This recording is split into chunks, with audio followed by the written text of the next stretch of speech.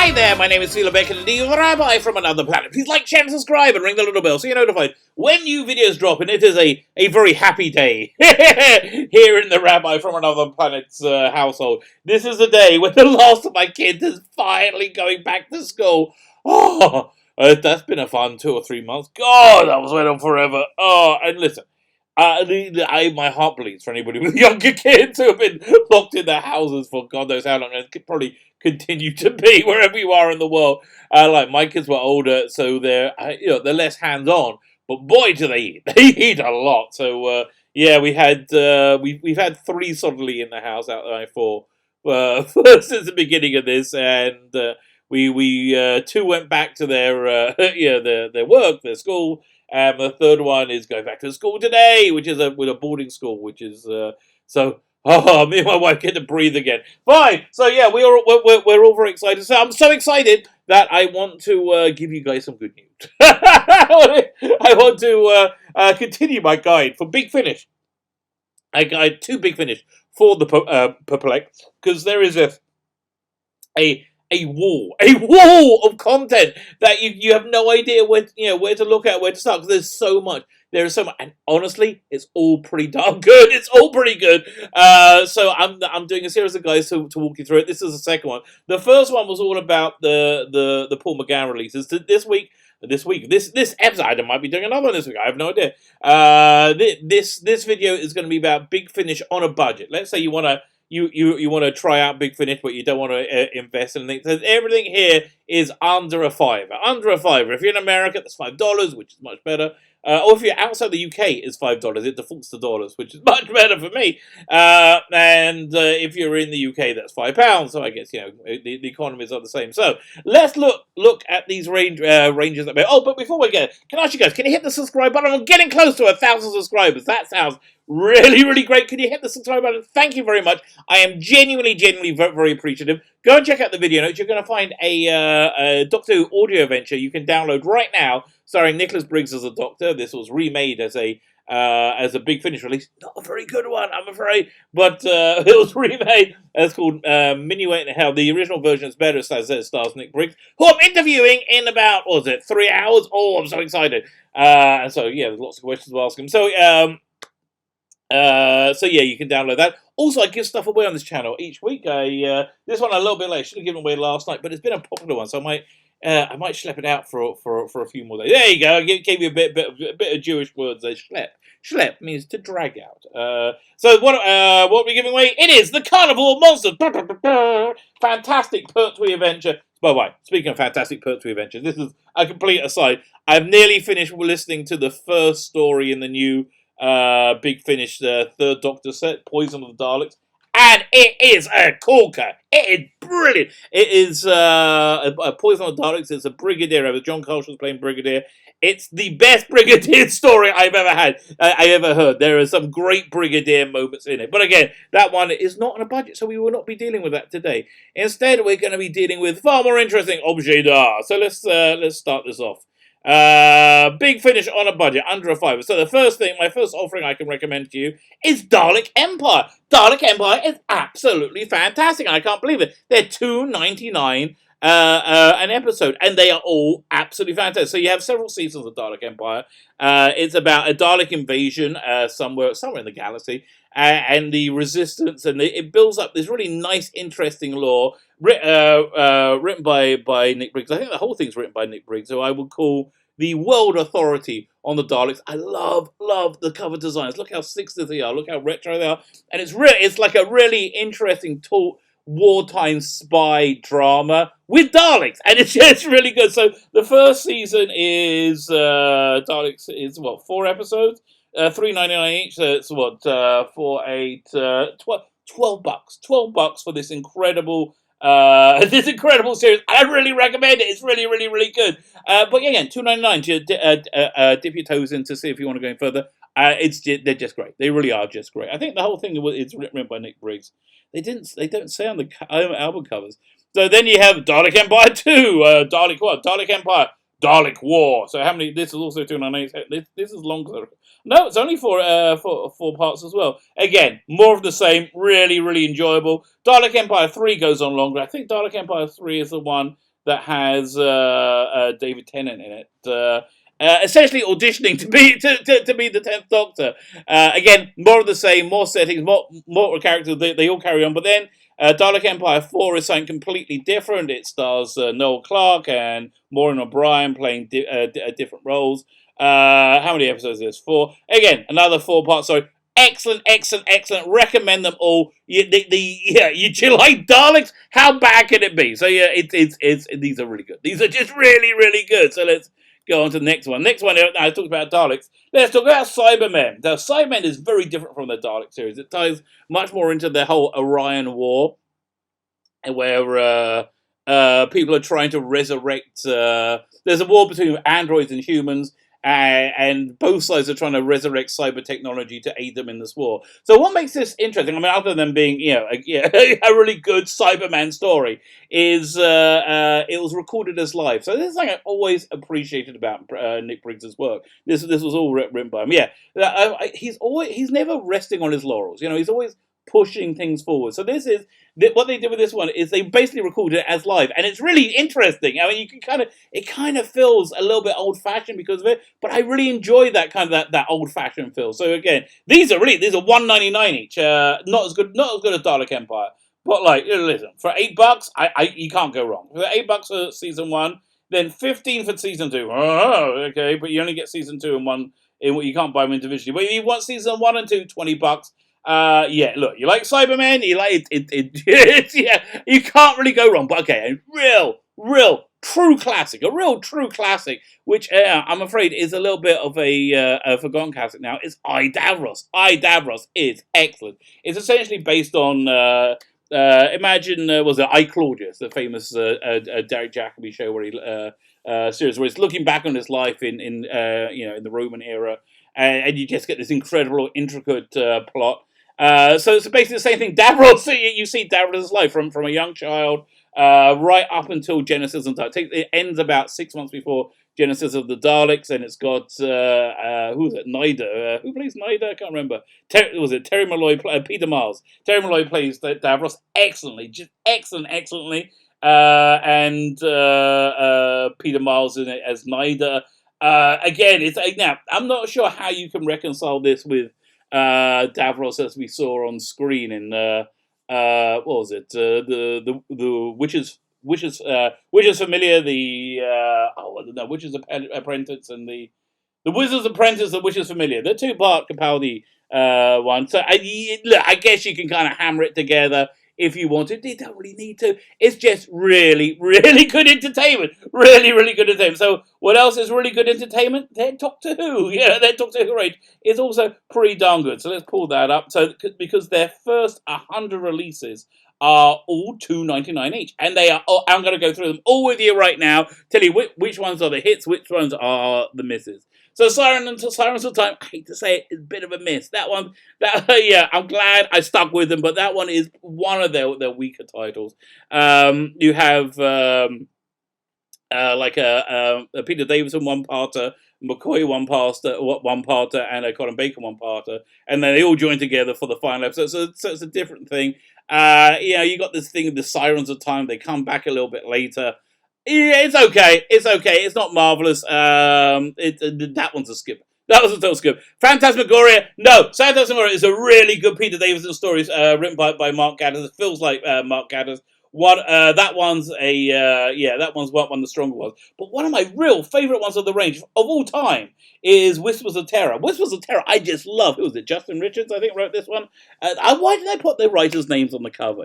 Justin Richards. I think he wrote it. And what makes this really good is it's one of the only releases that really genuinely uses the audio medium. Colin Baker and Nicola Bryant are sparkling, absolutely sparkling as the Sixth Doctor and Perry. I just love this release. I really love this release. If you want to try one big finish story, this is the one. This is the one I think. Look, this is pure Doctor Who at its best. So I really recommend it.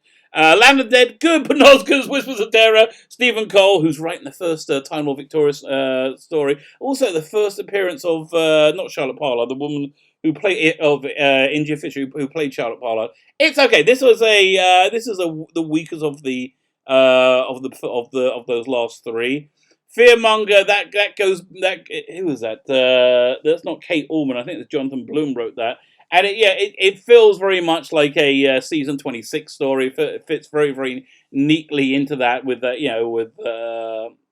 idea. I can't really remember this, but I think it's something to do with xenophobia, and Seventh Doctor and Ace are fantastic, sparking off each other. But another standout success, a real standout success, which I love. This is one of my favourite ones in the range as well. The Marion Conspiracy. Marion Conspiracy introduces Evelyn Smythe, a senior lecturer at a college, was a history lecturer, and her and Colin Baker's Doctor are a great Doctor companion pairing. I just love them. It's really because you can do something different on these audios, because you're selling essentially to Doctor Who fans. You're not selling to a general audience, so you don't have to have like a young, pretty, assistant, which I think is a pretty legitimate way to get eyes on to your show. So, but you have to do that. So it really works well. It goes back. It's who is it?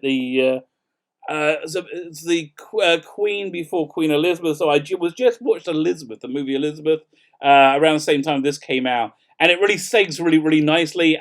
Colin Baker is at his best at this. This is the Doctor I think he always wanted to be. This is where he really evolves into that much more compassionate, caring Doctor, but still remains unmistakably Colin Baker. So this one is a big recommend as well. Not as big as Whispers of Terror, but I really do like this one.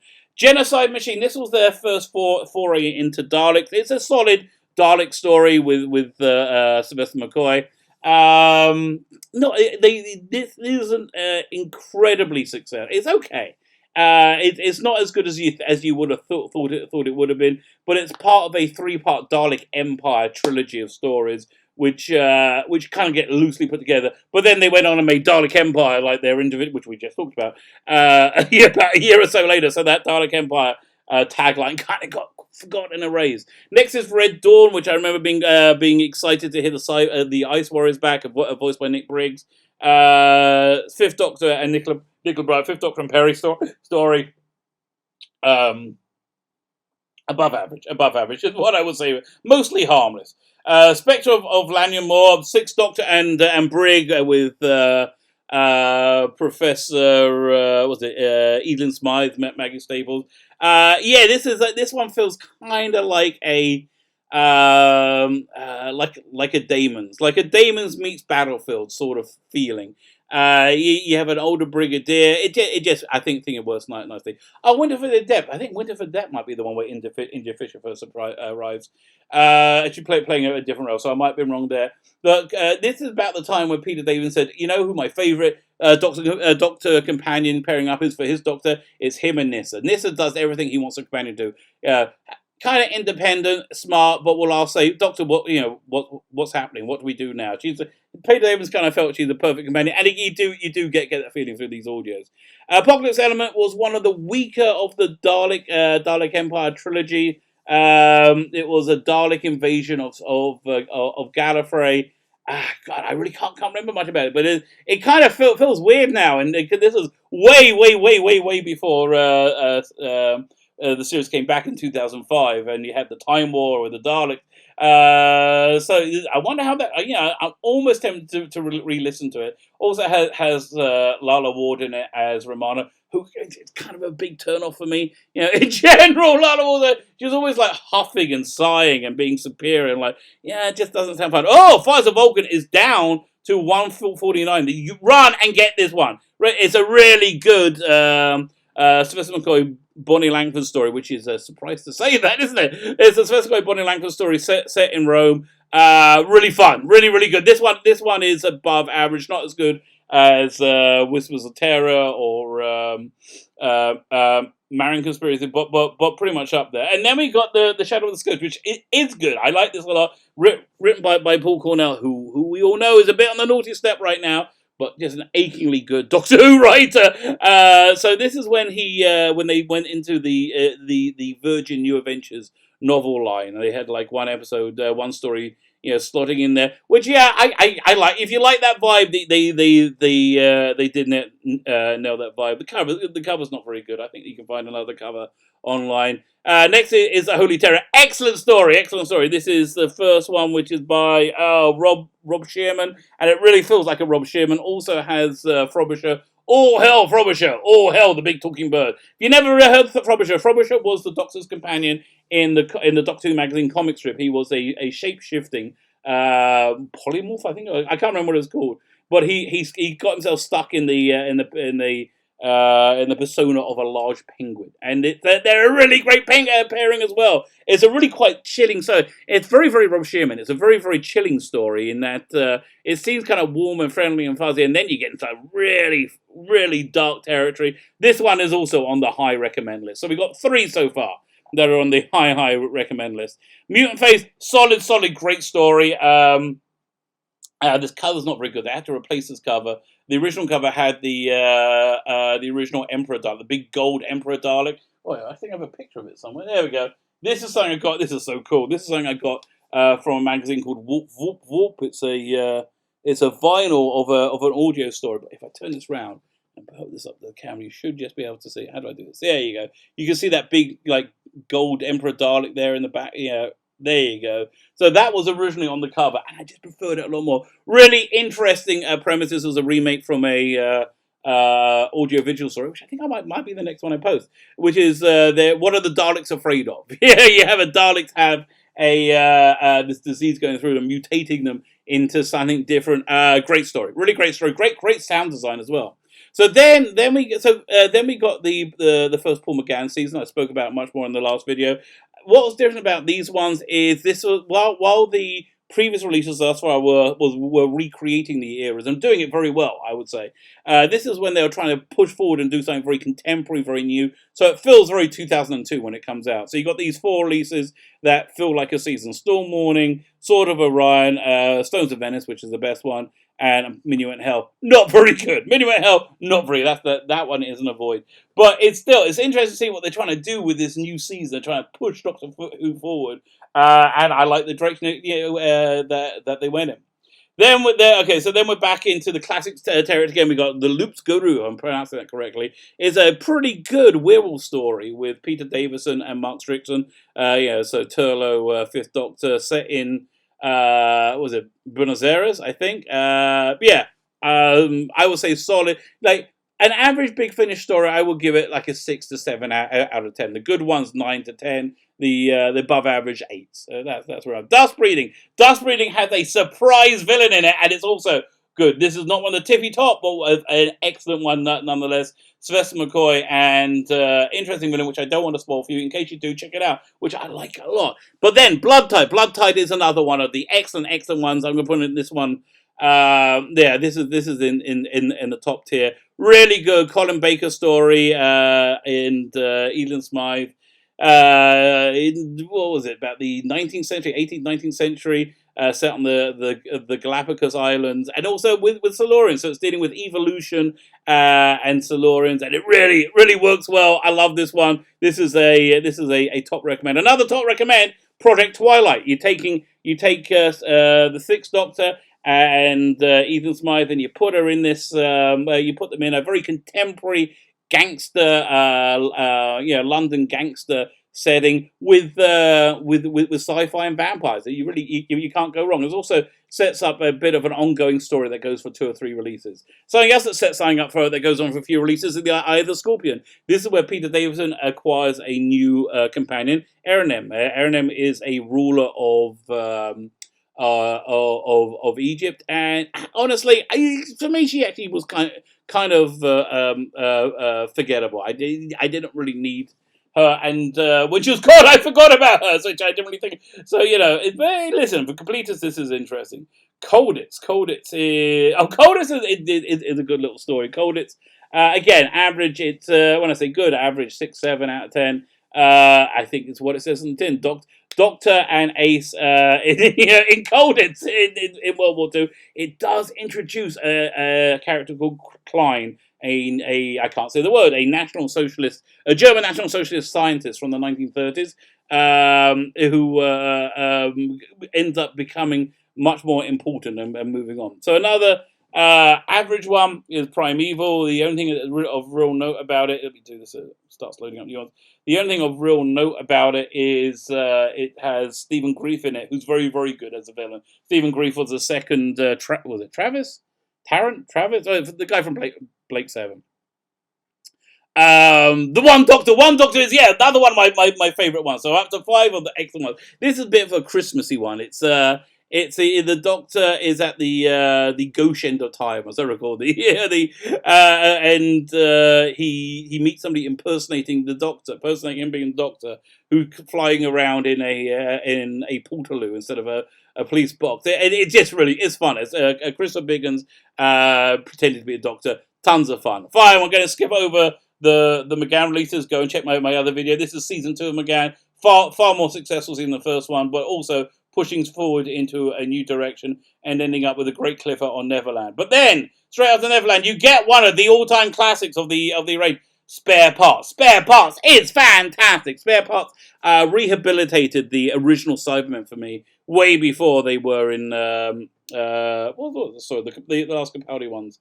Not Twice Upon a Time, The Doctor Falls, and Time Enough, World Enough and Time. So this is set on Mondas, as Mondas is flying through space, and they are just about to be taken over by Cybermen. They're about to be cyberized. It's essentially Genesis of the Cybermen, and it's really good. It's really, really good. You got this like 1940s British society going on there. So it's got this very wartime, British wartime feel.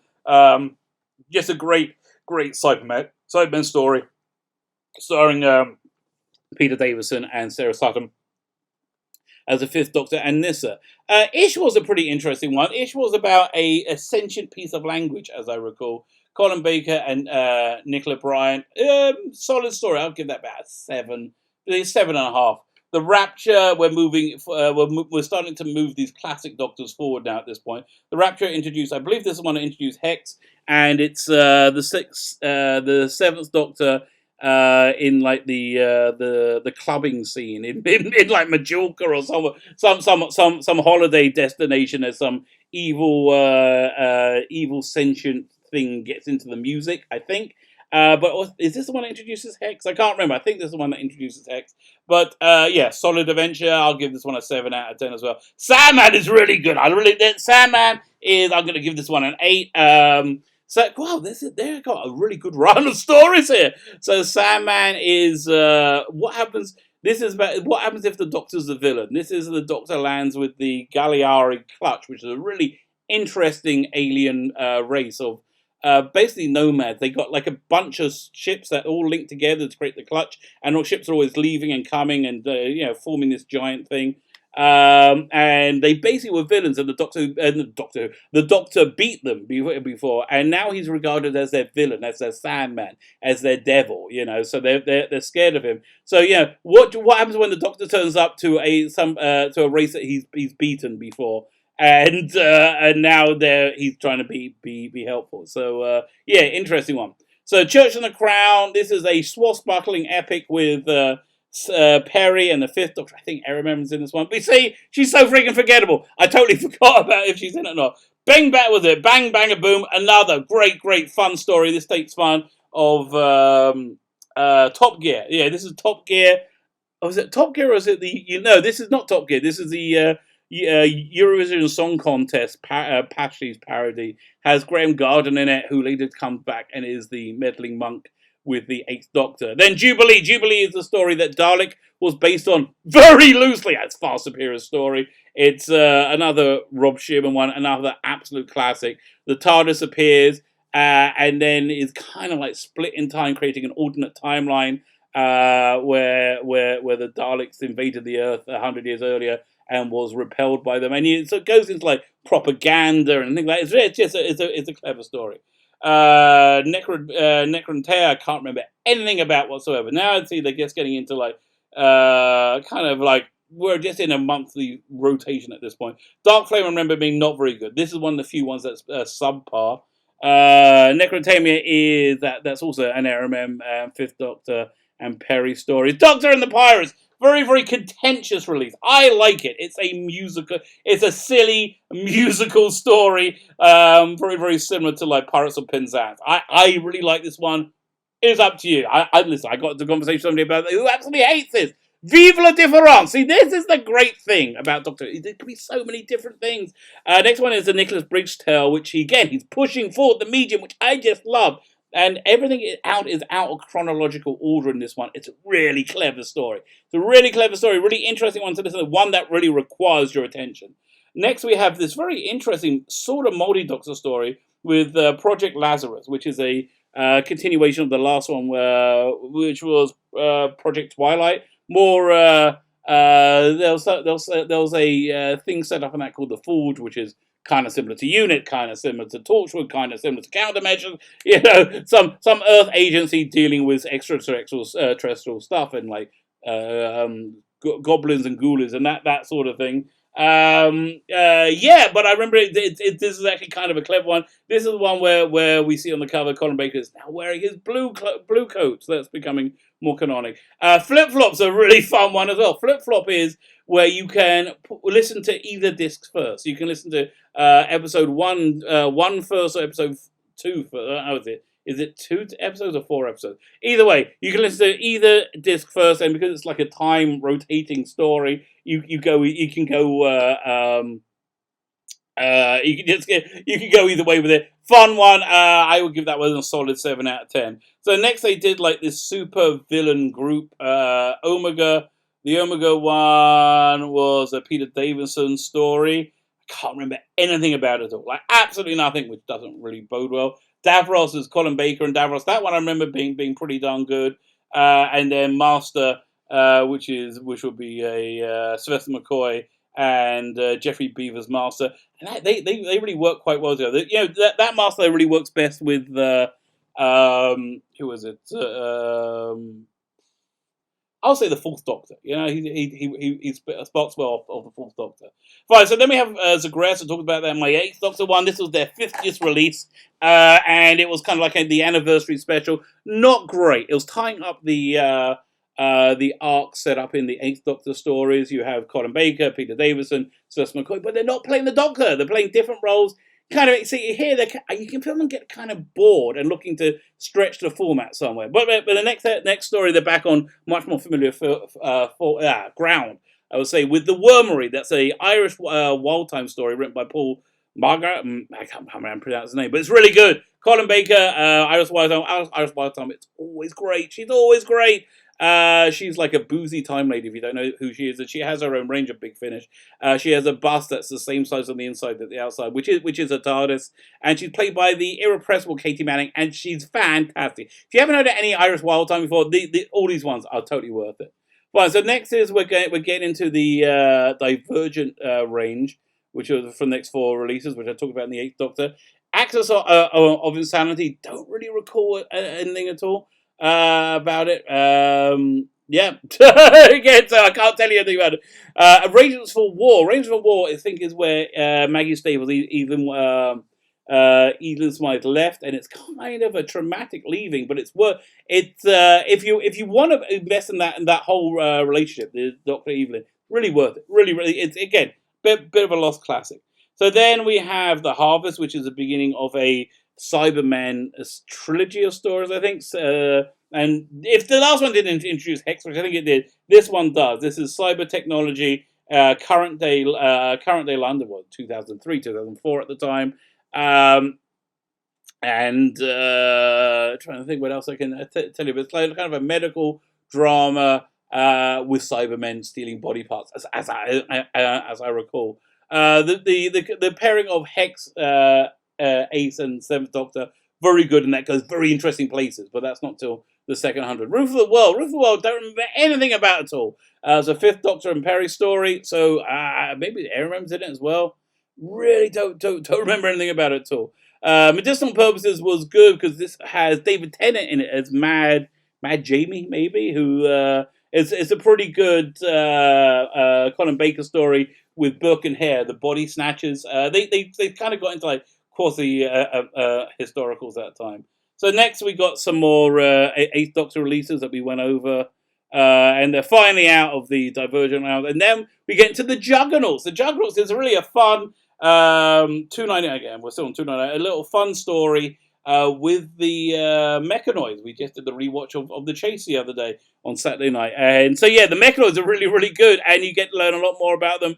And it's Sixth Doctor and Mel, which is surprisingly good pairing. I'm surprised at what it works. Next one is the game, which I don't remember much about other than they managed to put six episodes on 2 discs. I'm not quite sure how they did it. It's kind of similar to a recent one, Fifth Doctor one I heard as well, that came out. There's some kind of giant game, some spectator sport that he's involved with. Don't really remember anything about it. That's really fine. So Dreamtime is dealing with Maori dream songs. Seventh Doctor kind of all fits nicely together with the Seventh Doctor. That works well. Then we have Catch 1782, which I think has Maggie Staples in as well, and that's really her final goodbye. Three's a Crowders when they go back to the Galliari Clutch, which I talked about earlier. Good villains. I really do like those villains.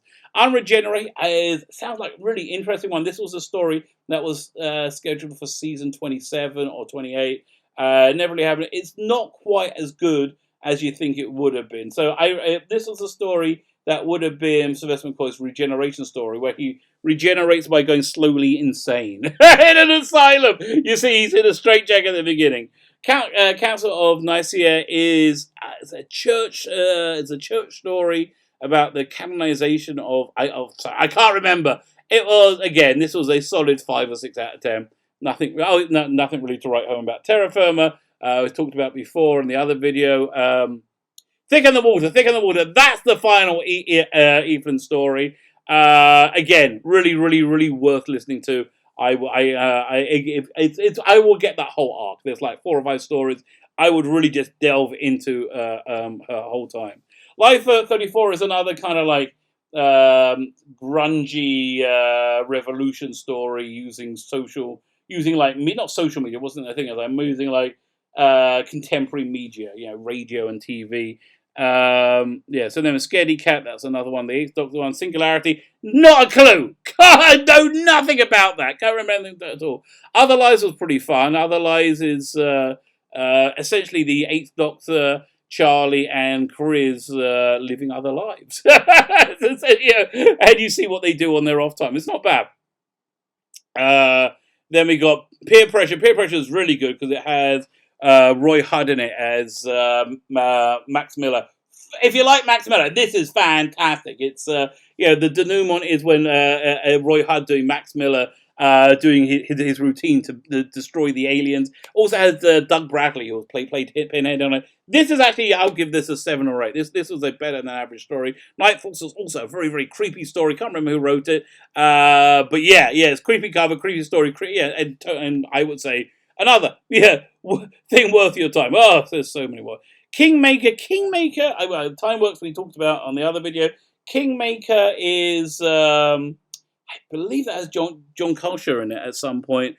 Yes, John Culsher in it doing because they play Tom Baker speaking. Tom Baker wasn't in Big Finish audios at the time, so you have you have the Fifth Doctor listen to the Fourth Doctor's recorded notes, and it's John Culsher doing it. It's just kind of funky, but it works. It really does. It does it work. Yeah, it's not bad. And I remember it being kind of a fun story. The Settling is another Seventh Doctor, Hex, and a story in that they got that storyline moving along quite nicely. Something Inside, I think I covered on the last video. And the Nowhere Place, I do not recall anything about it at all. There's also Maggie Staples. So I thought she was finished by them. Red. I remember having quite a good cliffhanger, but one of the weaker stories, as I recall. The Reaping and the Gathering are the other part 2 and 3 of the 3-part Cybermen story. It's they all kind of pull together. You get to meet an older Tegan in the Gathering, and they have an interesting meeting with the Fifth Doctor. Memory Lane is the end of the monthly releases of the Eighth Doctor. Pretty good story. No Man's Land. It also had who was it? Michael Cochrane in it. Another great Dr. Ace Hex story. That story is really picking up momentum. That goes incredible places in the second 100 releases. That really does incredible places. And I think we're nearly done at this point. Oh, no, we still got more to go. I thought Circular Time was number 100, but I could be wrong. I clearly am wrong. Year of the Intelligent Pig, above average story. This is Gary Russell's favourite from his run of doing stories. And I think Circular Time is their 4 individual stories. One of them being very good. That was actually a strong recommend as well. That one, again, it's a Paul Cornell one, so if you'd rather not, I completely understand. Nocturne, yeah, so now the 7th Doctor, Ace, and Hex are kind of getting into a routine. Not a bad story. And again, it depends how much you like that pairing, that Doctor Companion pairing. Renaissance of the Daleks, I don't remember, but I remember it being bad. I remember it being not good at all. This is a Christmas Binding story. This is where I think Nicholas Briggs had taken over as executive producer. They got new cover art, and they stuck with it for quite some time because it really worked. And they kept, and then at this point they got the episode lengths down to 25 minutes each, and they started doing interesting things. Like these ones they did ID and Extratron. It was a 3-part story plus a 1-part story. So these were all pretty good. I don't really remember much about them though. Valhalla was pretty good. Valhalla was it an Ice Warrior story or a Silurian story? But this is a later Specimen Koi traveling on his own. The Wishing Beast is okay. It's a Colin Baker Bonnie Langford story.